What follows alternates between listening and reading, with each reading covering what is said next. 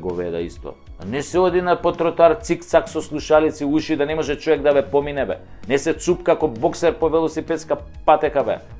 Ало бе, баби, немате 20 години што фаќате раскрсница диагонално преку 4 ленти.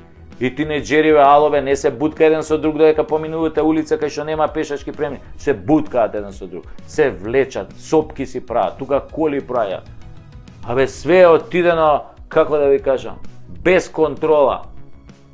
Возачи бе, секое поминување на црвено светло е потенцијално убиство.